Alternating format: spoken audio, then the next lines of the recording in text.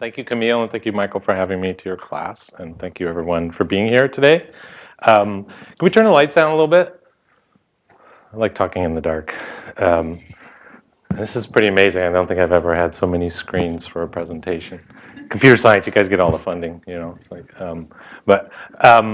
so I'm going to share with you today probably really, well, about 20 years of work, but very quickly some earlier works. But this is just something, it's the only thing that will be about the election, I promise. This is actually, these are two images I made for a project that an artist is doing in Las Vegas called Dishing It Out. And she invited artists to do interpretations of current political candidates. And she's printing these on plates, you know, like candidate plates, if you've ever seen those. And then on election night, there's going to be a smashing party, which is quite fun. So, but to take you into my work, just some quick background on some earlier projects and this is the work that actually led me into engaging computer games. I did a whole series of works in the late 90s dealing with discarded and dead and non-functioning computer mice, running computer labs. We were going through mice all the time. This is when they had trackballs and they would get all hairy and die and all that kind of stuff. And this was the one piece in this whole series that I made that was actually functional. This is called my artist mouse, and it's essentially what you see here is an appendage that connected to my Apple desktop mouse, and all of my computer time was tracked. So everything I did made marks on fine art rag paper. So I was using traditional materials and digital technology, a kind of combination. And I invented this thing. I was like, gosh, what am I going to do? And about the same time, I started playing computer games, just kind of curious. My students were getting involved in these things, and they were coming as freebies with stuff we ordered for our lab. So I was like, God, okay, what's going to make interesting marks with this device? And I was like, oh, playing computer games. So I was playing Unreal at the time, the original iteration of this game, and I basically used the artist mouse to play 4 levels of the game, replacing my mouse pad with paper, right? So each of these is playing a level of the game, and this is a literal mapping and translation of all of my game activity from, you know, when you're playing these games, your mouse is going, you know, you're doing all this stuff.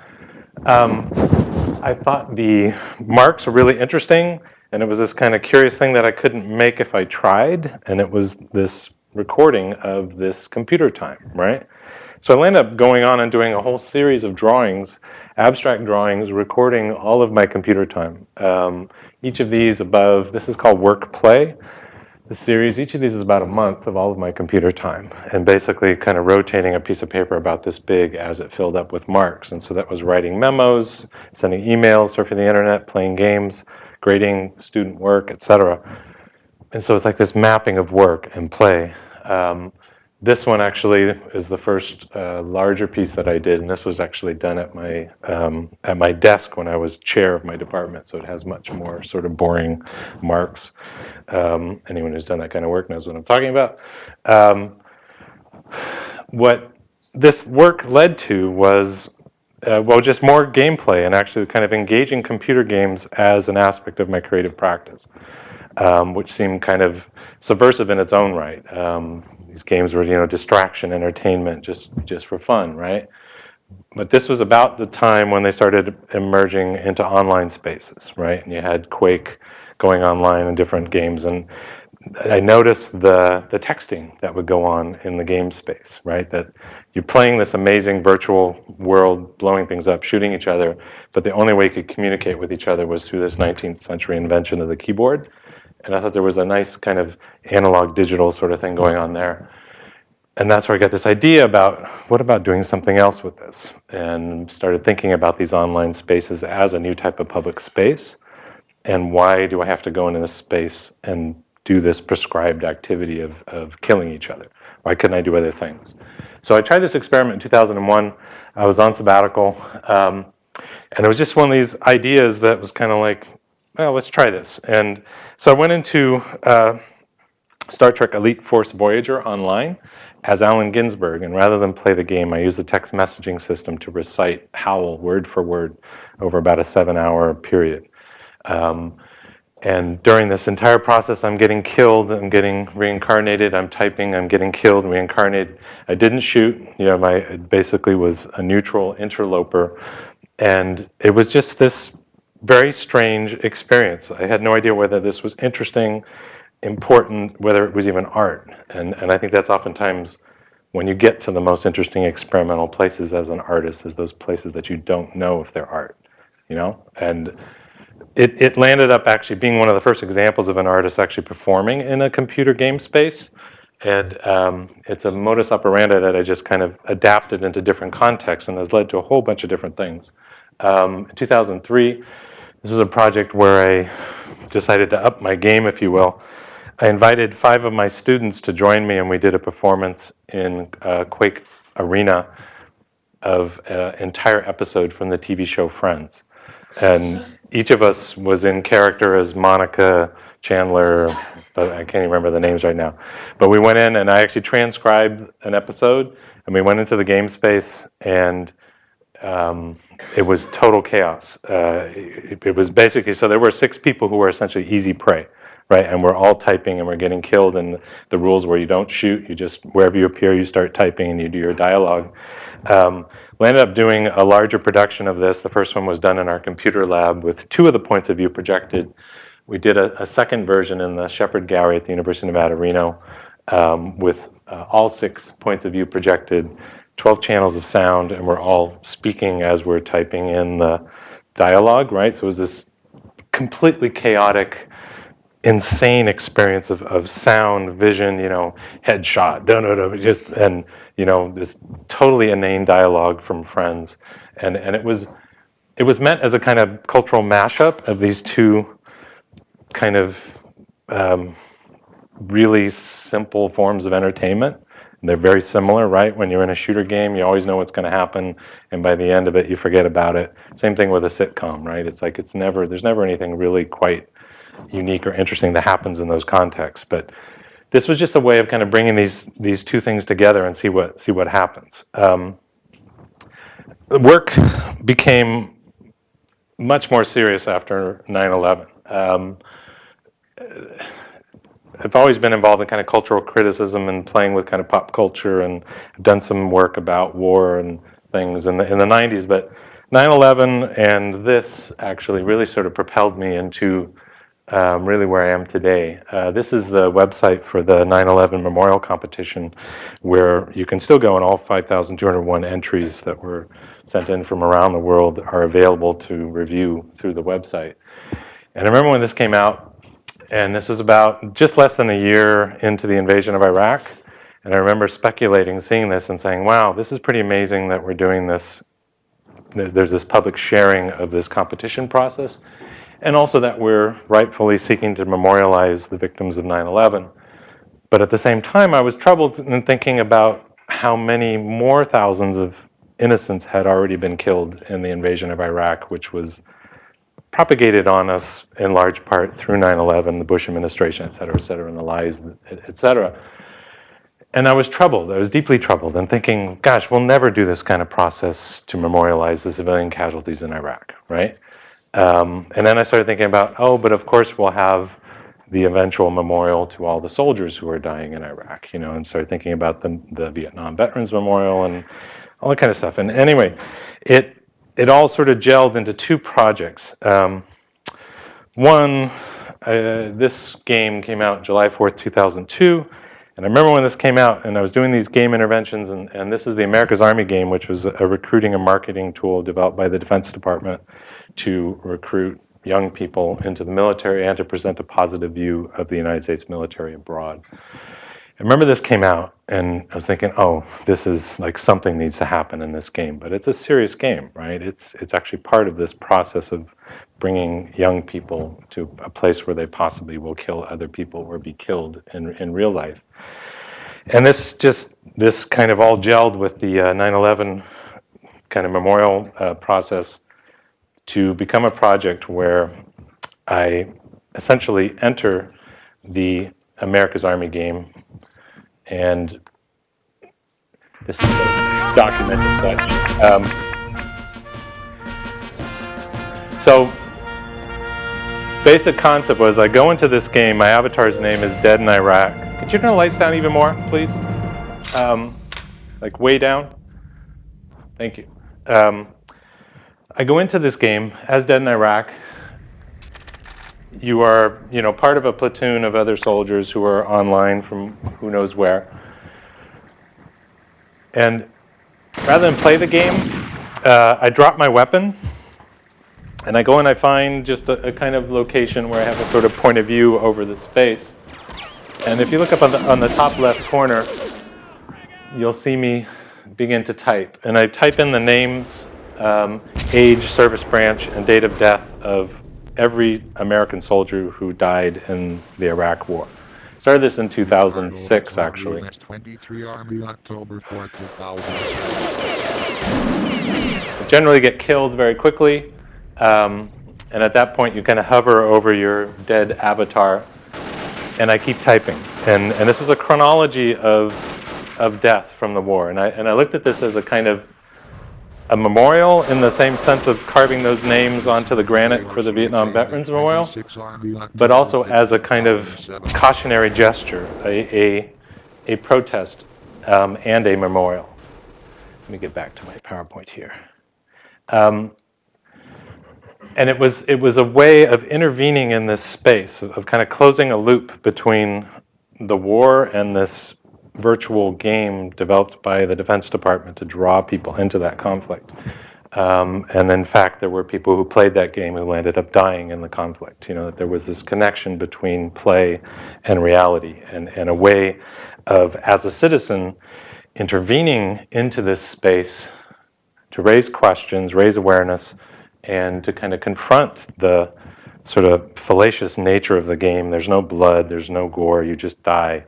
And it was designed in such a way that anyone over 13 could download it without parental permissions, etc. The reactions of other players were swift and generally harsh. RIP, this is a game, something that would be said all the time. This is a game, this is a game, this is a game. This is dead, please, this is not the forum to do this. Man, will all the hackers go play ping pong or something? I don't give a fuck. And getting kicked from the game was ultimately my measure of success, because that meant that everybody else in that particular game had been paying attention to the point where they all had to vote to remove me from that server. So it was a way of kind of getting inside people's heads with information that was contrary to the, it's a propaganda game essentially, right? And it was a way of getting into that space with a contrary message, just to sort of subvert the meaning of this context. I could talk a lot about this, and hopefully you'll have some questions about it. I can go more in depth, but I want to move on to some other work here. This is related, of course, to the America's Army project. The America's Army game has action figures, it has graphic novels, comic books, a whole website with forums, etc. But I bought the action figures, and I actually kit bashed to create a version of that image, a different type of action hero, one that was a fallen soldier. And I show this because it kind of connects to a current project that's more related to drones, but I was doing a presentation about this work and actually getting this image, searching for America's Army action figure, and on Google, I noticed, I was like, wow, I do America's Army action figure, and it's like, oh, there's my work, there's my work, there's my work.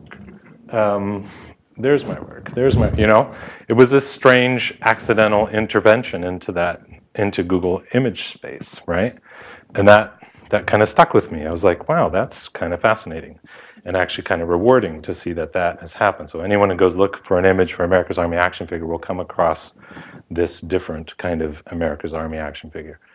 And I could talk for probably hours about the America's Army project. It was quite pivotal, changed my life. I found myself under attack from people emailing me, interviewed by the press, was on NPR, CNN, etc. And it was a very pivotal kind of experience in my growth and change as an artist, and really sort of solidified my kind of acceptance of myself as a sort of artist / activist, and kind of really sort of firmly planting myself in the political realm. But again, back to this piece, and Of course, my primary concern when looking at this was civilian casualties in Iraq, and just some statistics, some guesstimates, and estimates about the casualties from the Iraq conflict. Just to put it in context, like, we don't know, right? And there were quotes about not doing body counts and, all this kind of stuff. It's like, we don't, as Americans, we don't concern ourselves particularly with the victims of our military interventions. Period, amen, right? And that's horrible. And I wanted to do something to address this. And looking at that competition site, I thought, nah, maybe I can just flip the code on that site and create a different call for entries for, for memorials. And I landed up doing a completely autonomous project called IraqiMemorial.org. And it was a call for artists, for anyone, architects, whomever, to submit imagined memorial proposals for the civilian casualties in Iraq.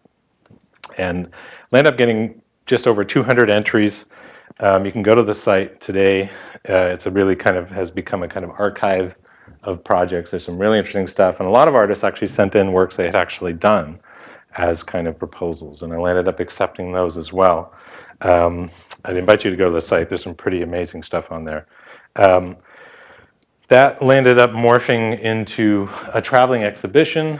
I actually had jurors, curators, museum directors, writers who acted as jurors. We had 2 rounds of review, and they each chose their top 5 entries. There was no winner to the competition because, of course, the memorial would never be built, right? It was a symbolic gesture, and the fact that there was no winner was part of that, part of the meaning behind the work.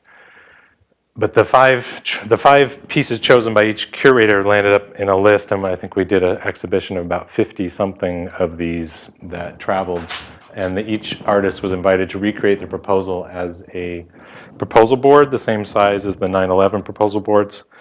And this traveled. This was at University of Nevada, Reno. It was at Works Gallery in San Jose, and the most interesting was in New York City at the Elizabeth Foundation for the Arts, and this exhibition opened on September 9th, 2011, 2 days before the 9/11 memorial was dedicated in New York City. And this had artifacts, performances. It was a really pretty intense experience. Gandhi. Did these 2 projects. It was a couple years of really involved in this intense kind of work dealing with death and memorial and memory and protest, getting lots of online abuse, getting flamed, getting bodily threatened by people, but amazing and just completely passionate about that work. But one of the things that happened was there were many stories written about Dead in Iraq in particular on Salon and Wired and all kinds of places, and I started reading the comment sections, right?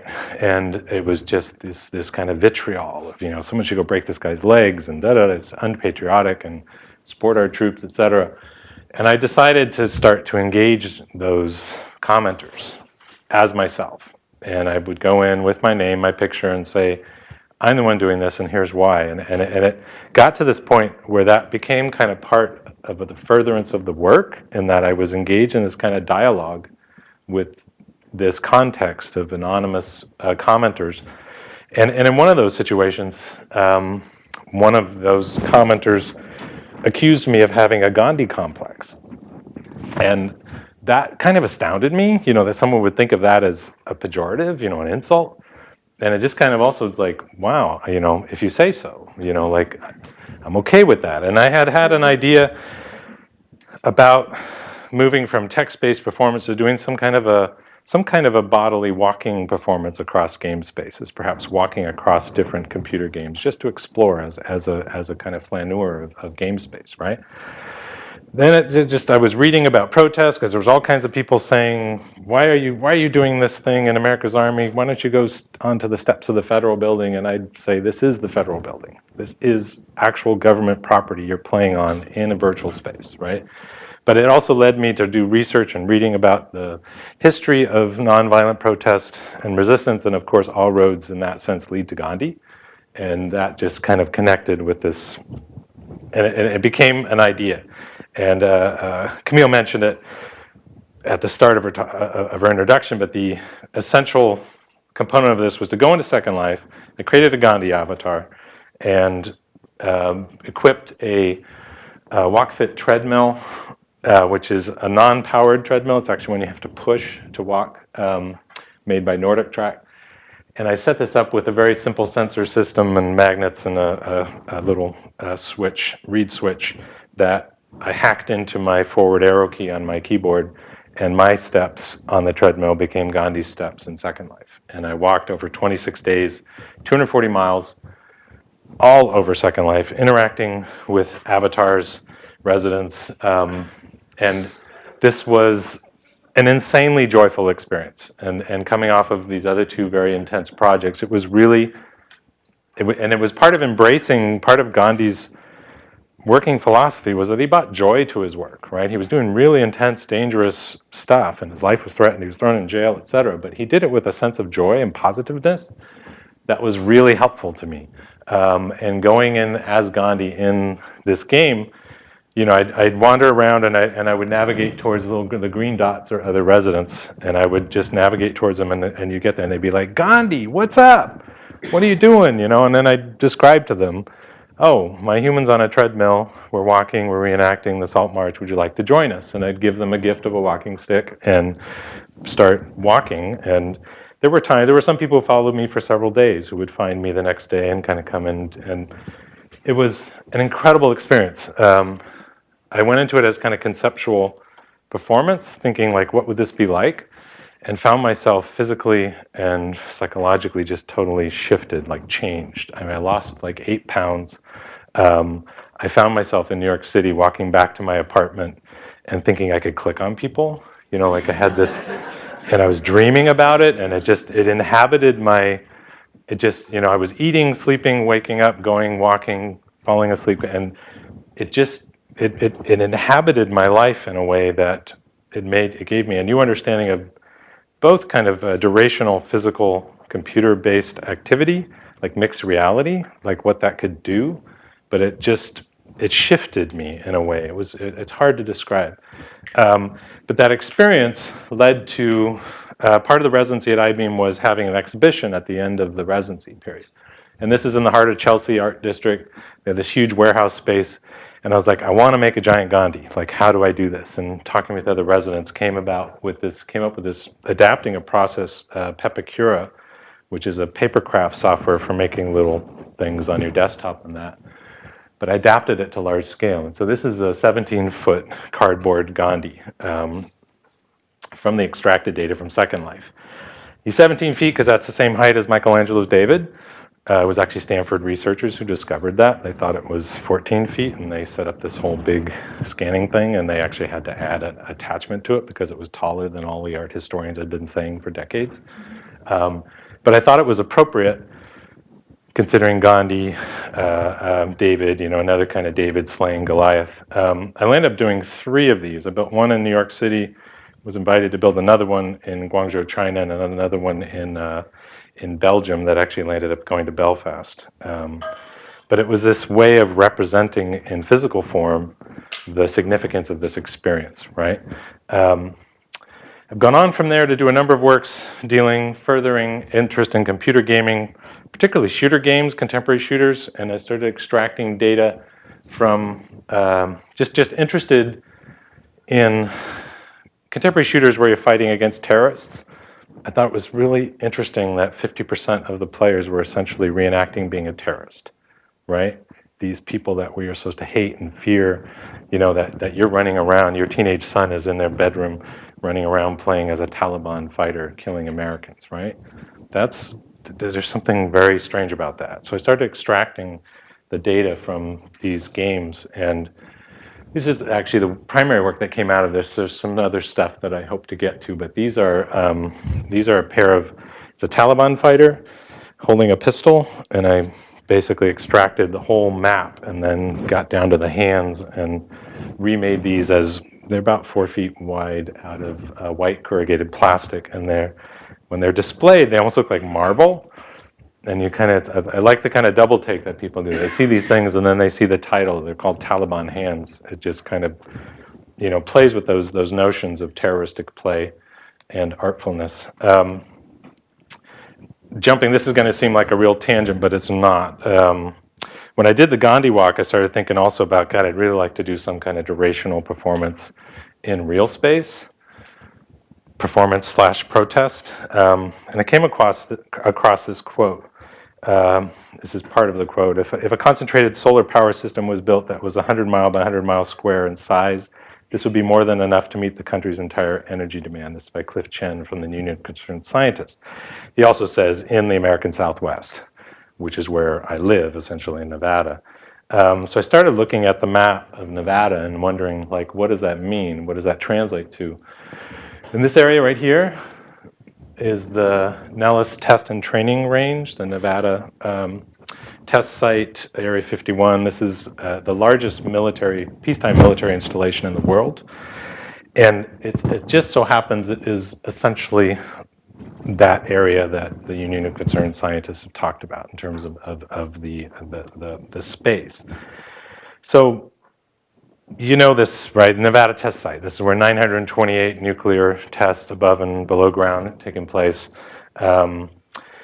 Area 51, Groom Lake, Nevada, of course, which where the aliens are supposedly hidden, all of that. But in fact, in conducting research on this base, this is actually where all of our secret weapons aircraft have been tested, from the B-2 bomber to the B-1 and to drones. This is where weaponized drones were first tested, and also discovering that Creech Air Force Base, which is in the Nellis Test and Training Range, where is command and control and training base for drones. So there's drones flying from there right now on the other side of the planet, conducting missions, and learning more about the civilian cost of our use of weaponized drones abroad. And I became really, this project led to this kind of interest and obsession with drones since, but let me talk about this particular project. So here again is the Nellis Air Force Range. I drew a line around the public roads to see what that distance was, whether you could surround this, and it's about 240 miles, if I remember correctly. Sorry, 380 miles, I'm wrong. I did a project where essentially I adapted a long-tail bicycle that was equipped with solar panels and multiple cameras and GPS, all kinds of technology going on this trip. And essentially, I made hundreds of pieces of white chalk, big white chalk that I cast. And I rode this bicycle around the entire Nellis Test and Training Range to draw a circle around it, to identify a space that could be used for other purposes. This took about 10 days, very intense, durational experience. It was hot, it was windy, isolated, but also an incredible experience. And just to sort of imagine repurposing this land, right? To think about, why can we use this for this and not for that? You know, it's just like this basic question. And it led to this obsession with drones. This was an image that I did about the same time, where I basically found the top search result for Predator drone, took it off into Photoshop and replaced and placed on the fuselage using military font the word cowardly. It's Cowardly Drone Series. And the intent of this is going back to that America's Army action figure, is taking all of these top search results from Google image search and placing this on there, and then putting these images back online in the hope that they would eventually find their way to Google. Hang on a second, it's not going forward. What is going on here? There we go.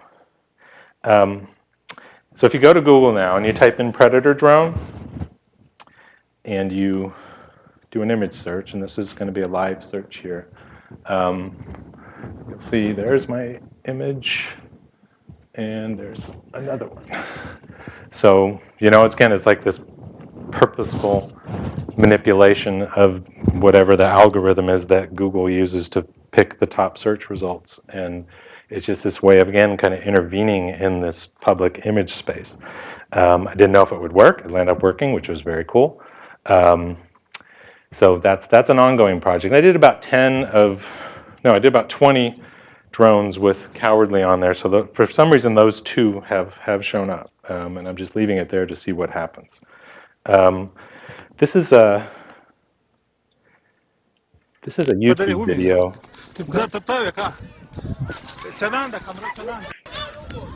It's of Afghani villagers stoning a downed Predator drone.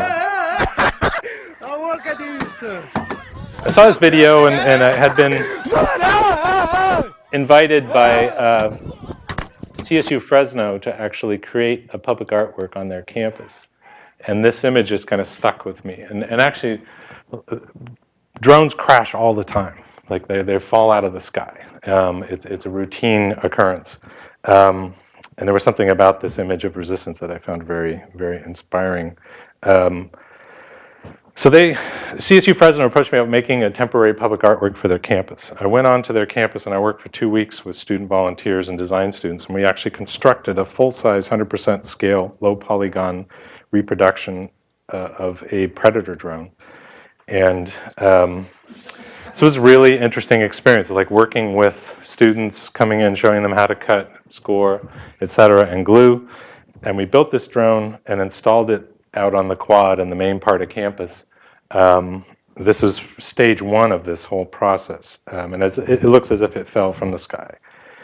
We then had a performative reading by Pakistani immigrants of names of civilian drone casualties that had been identified by the Bureau of Investigative Journalism.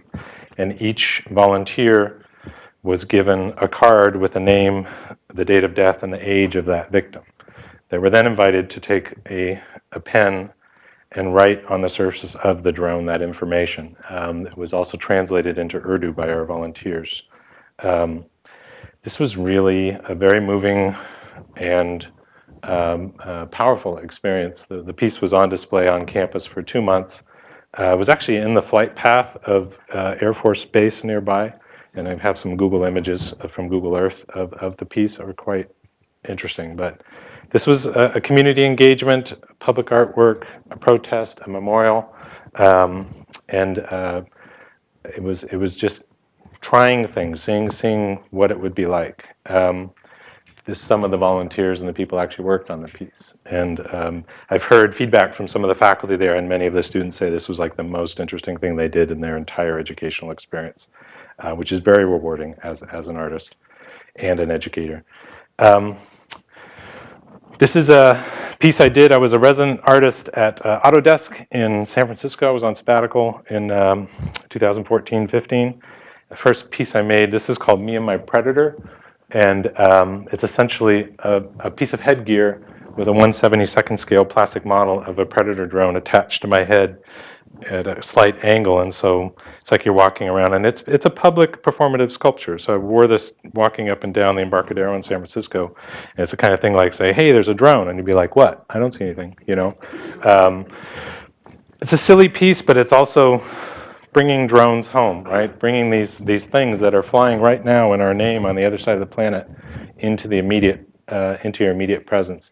One of the things I've done with these works and others is I've begun to post, I created instructables around these works of contemporary art. And you guys know instructables, right? It's basically a place where people put how to do this, how to cook, how to make, how to hack, you know, all these kind of things. It's like, why not how to make a contemporary artwork? And so I put these things on there. So it's personal drone system, Me and My Predator. And the best thing, well, besides it getting, you know, thousands of views, which is great, is the comment section is just adorable. So people come on and they're like, you know, what the fuck? How is this a drone? This is very miscategorized. Don't name it a personal drone system. If you glue it to your hat, that isn't a drone. And I say, you don't see a drone? Funny, I don't either. You know, and it goes on like just people getting in this kind of dialogue about this artwork, right? And some people don't have a sense of humor, but that's okay. But I like that. It's like it's a way of getting out of the museum, the gallery, the kind of, you know, like into the real world where people function and bringing something unexpected. Went on as well to use a laser cutter to create a drone rubber stamp. And this was essentially to place a little green drone over the White House. Noticed the empty space on the back of the $20 bill, and I was like, huh, that needs a drone.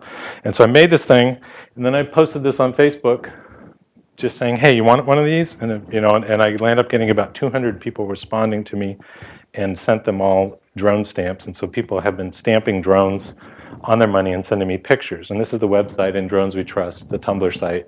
And there's hundreds of examples of cash that people have sent from all over the United States and abroad.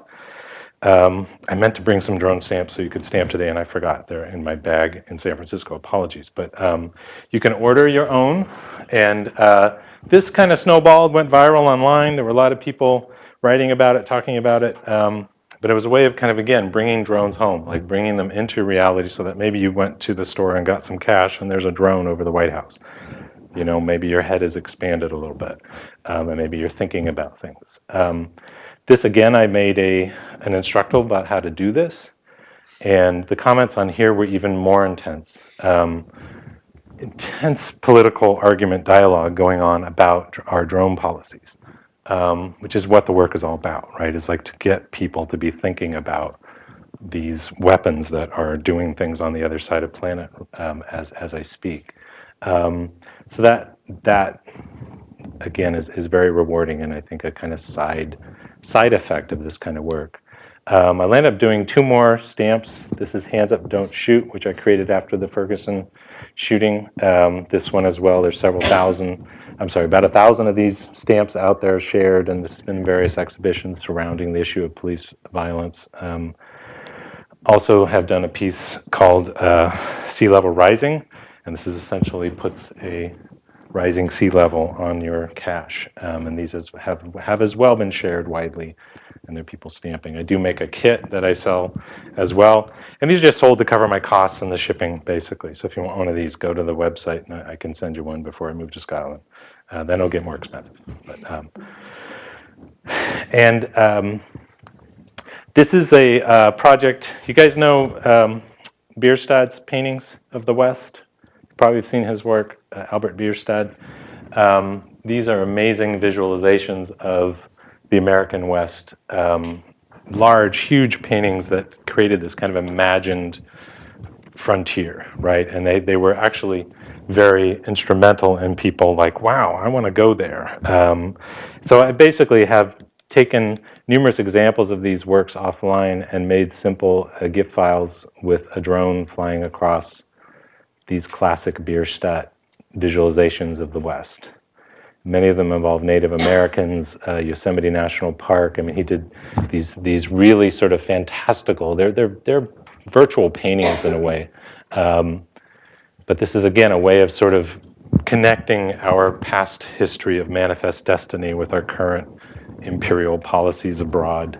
So does that work? And then I'm almost to the end here. This is an ongoing series called Thrift Drones, where I'm actually going into thrift stores and buying strange thrift store art and putting drones into them. This is actually the finished version of this work is going to be shown at the Sonoma Valley Museum of Art in March of next year, and these will be shown in salon style, which basically means the entire wall, and it's going to be much tighter than this. And when the exhibition is over, my plan is to actually strategically return all of these images to thrift stores, so they go back into circulation and people will come across them. And again, it's a bit like the drones on the dollars. To gaming again. So in first-person shooters, right, like Medal of Honor, other games, you generally have teams that are equally matched, right? There's equal agency between the two sides. I had this idea to make a game about drone warfare. Problem with drone warfare is there is no equal agency, right? How do you make something interesting and engaging and meaningful out of complete agency and complete non-agency, right? And so I work with these collaborators in Scotland, and we have created a game that is called Killbox, a game about drone warfare. And essentially, when you play this game, you start, we show this as an installation. It's also available, it will be available online to play, but you sit across a table from each other, and you play as either the drone pilot or the civilian in North Waziristan. And you play through the process of a drone strike from either point of view, and then after the drone strike and the villager is killed, you switch roles. So you get perspective, the perspective from both sides.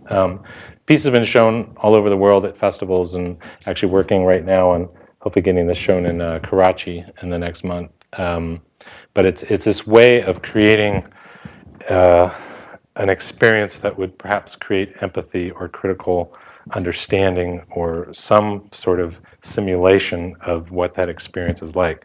And what's been fascinating with this, it's a very simple game actually, not much fun, is that when people play it and they're facing each other, and then the drone strike happens, you see this kind of realization, like, whoa, wait, you just did that to me? Kind of thing, and it creates kind of, it subverts gameplay in a way, and I think a very interesting and meaningful way. Finally, two last projects. This is one that is ongoing. These are some statistics from the Bureau of Investigative Journalism about drone strikes. This is a map created from a project called Metadata, which you used to be able to get from the Apple Store, but they took it off. And it's a map of all 424 drone strikes in North Waziristan. What I'm working on is a project with a collaborator, Pete Frostley from University of Oklahoma, and our goal is to print a 3D printed paper drone, one for each drone strike, and then create a kind of map room installation. And this is using an M-Core printer, which is a wonderful paper printer, and essentially create this map of drone strikes. And what we've done is a prototype so far. This is 30 drone strikes around the town of Mir Ali, and we've created a kind of test installation. And essentially each drone is on a peg and a stand, and they have an addressable LED light that our idea is that when the full installation is made, and it's like it doesn't want to work. Sorry about that. When the installation actually works, what will happen is those lights will go off in a chronology of drone strikes across the map. So it will be like this, this is the process. And as it's going, it creates these shadows, these swarms of drones across the ceiling in motion and kind of chaos. It's a work in progress. We hope eventually to be able to show this inside of a museum or gallery space installed in what are called drash tents, which is the current military kind of MASH hospital tents in command and control. But they're these low polygon things that kind of pop up, and they have a white interior. And so what we want to do is basically have these shadows kind of in this space. But that's a work in progress. And finally, in February of 2016, I got access to the new Dick Cheney statue that was unveiled in the Capitol in 2015. It's not in a publicly accessible area of the Capitol. I got permission through Harry Reid's office in Nevada. Told them I wanted to document it for my research, and I actually, there I am, looking a little scared. I actually took photos for photogrammetry and actually 3D scanned the statue with an iSense scanner. And my intention is to do a publicly sourced, crowdsourced project where I share the 3D data of the bust online and invite people to do what they will, mess with Dick, if you will. It's an ongoing project. It's not quite launched yet, but I hope to launch this soon. Anyway, that's me, some of me. Glad to entertain any questions, comments, etc. So thank you very much.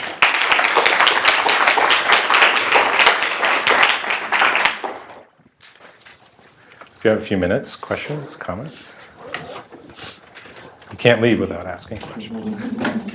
It's school. Everybody? Yeah. So in America, so you regularly got voted out of the teams. Did the people responsible for running the game ever ban your account? No, and I thought that might happen. And actually, the first time I got contacted by a reporter, I think it was a woman from Salon, and she said, "Oh, after I talk to you, I'm going to be talking to the developers of the game. What do you think they're going to say?" And I was like, "Oh, they're probably going to boot me or something." And they didn't actually. And every reporter who talked to me after that got the same answer from the developers, and they basically had like this boilerplate thing that said, all players are welcome unless they're interfering with the gameplay of others or using foul and offensive language, etc. So they let it go. They didn't do anything about it. I did hear through the grapevine from a friend who works at USC, where some of the game developers were, that those particular folks actually appreciated what I was doing. So kind of interesting. But yeah, I thought that would happen, but it didn't happen. The questions? Yeah. The dead in Iraq, did you hear from people like parents of people who are being recruited? Yeah, I did, and that was actually, I was really worried about that, and thought about that piece for a long time before I did it because of that. I got an email from the mother of a soldier who died, who was thankful for what I was doing. The one that was probably most intense was a brother of a soldier who died, and he emailed me a long message, very respectful. But his brother had died in the war, and he said, respectfully, my brother supported his mission, and he was aware of the game. He didn't think he had played it, but that, and he asked me not to include his brother's name in the project. And I figured something like that was going to happen, and it really kind of pushed me to a place of really kind of solidifying my reasoning behind the project. And I sent him probably a 3-page email and was essentially said to him, like, look, here's where this project came from and why I'm doing this. I had seen a sign in Reno that said, everything was like support our troops and all that. And by 2003, 2004, I saw a sign that said, remember our troops, and it wasn't in our consciousness, right? I mean, it was like this thing that was happening to other people. And part of my reasoning to him was that, look, like, we have been disallowed from seeing flag-covered coffins coming home from the war.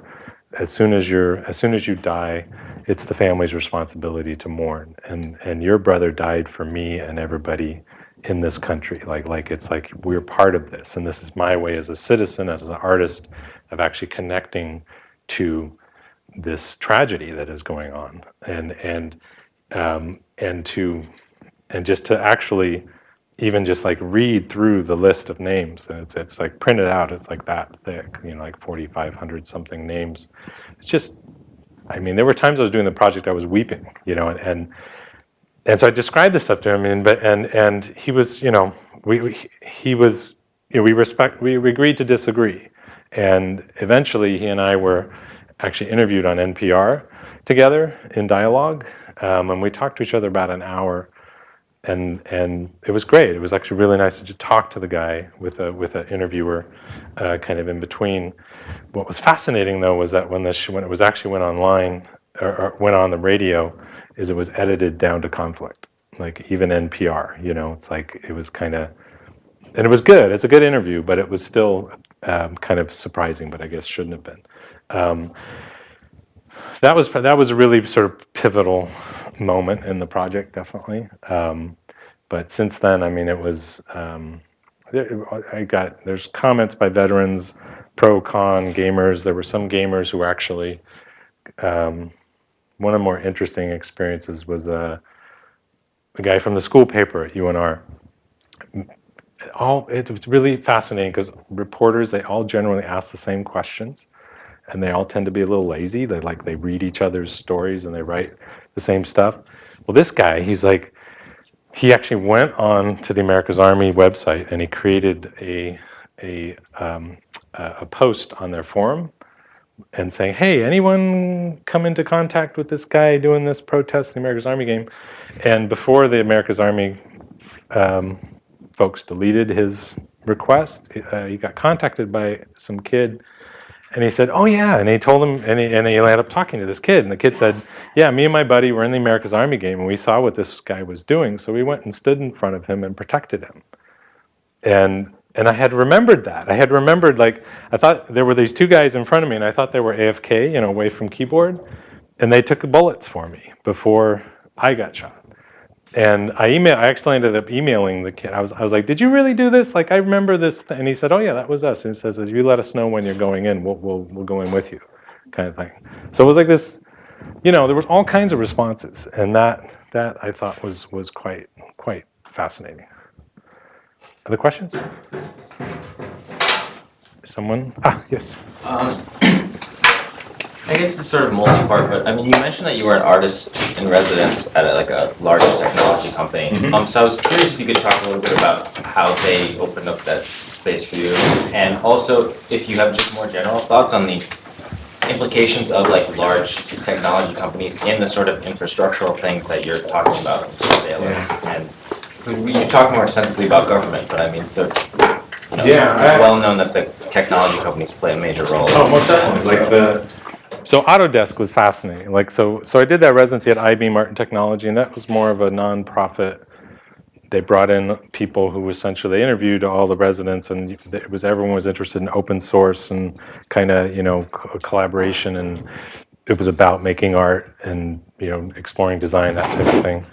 At Autodesk, a different situation, and there I felt very uncomfortable at Autodesk. It was amazing. I mean, the access to, they have probably one of the best digital fabrication facilities on the planet, right? Some of you have probably been there, they do tours and stuff. But it was this kind of corporate Silicon Valley kind of, they feed everybody and it's all happy and kind of looks like kindergarten workspace and all, and amazing. And it's not to be critical of that. It was really fascinating being in that environment, but the work that I was doing just didn't fit there. I got lots of it created these interesting points of dialogue where I got some people were like, so what is it about drones you're not what, the military, there was just this it was bringing this way of thinking about technology and expression and art into a context where it really wasn't. Autodesk and the whole thing is it's about making the future, and it's this really kind of techno-positive kind of thing, and so that kind of critical message, I didn't always feel like it gelled there. I think I made it work for me, and there were I did feel some conflicts about that, and there was one point I remember I was in the 3D printing lab. I think I was trying to make a cast of drones before I got to the paper thing, and there was actually a guy who was 3D printing a model of a battleship or some kind of Navy vessel that was going to be given to some admiral who was instrumental in Autodesk getting some big Defense Department contract thing. And it was one of those things where I was just it's where the fuck am I? What? But it's not, my thinking on those things is it's as an artist to go in and experience that is important, and I can't claim that I'm somehow outside of that context. I mean, my tax dollars are at work right now, as are yours, right? We're part of this, and so I don't know if it was fascinating and a little bit scary, but also that's the reality we function in. And Autodesk, I mean, they do some great work. They have some other design for change stuff going on, but yeah, so much of where we're sitting right now, Silicon Valley, your department probably, lots of defense work, all that kind of stuff. I mean, we're all part of this, right? It's a huge thing in our country that I think I'm trying to do what I do best, which is make strange things that perhaps make you think, and to me, thought eventually could lead to change. I don't know if that's true or not, but I have to be hopeful, right?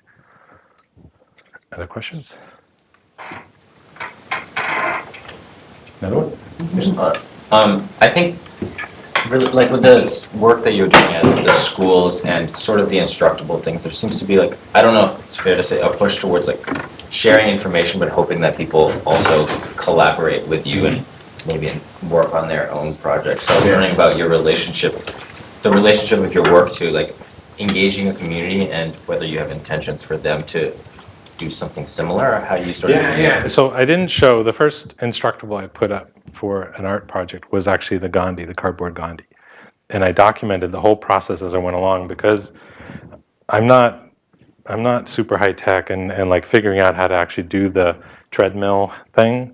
I actually found a couple hacks. I think one was on Instructables, one is somewhere else, and I use these things. I was wow, that's great that I got that information. Let's see if maybe I'll share something back, And so I documented the entire process of making the Gandhi, and I made a huge instructable that went on there, and it got featured in their book and all this kind of stuff. But one of the most rewarding things was I know of at least 2 people who landed up making projects based on that, and one of them was a teenager in Mexico, and he sent me a picture of this enormous low polygon gorilla he made, and he was so proud, and it was just kind of like, and there's a guy in Singapore who's actually was inspired by the work, and he now makes cardboard low polygon stuff. That's his job. Like, he makes these big sculptures, and he just did a thing from Pokemon Go and all, and he's a friend. I don't know him, but like that.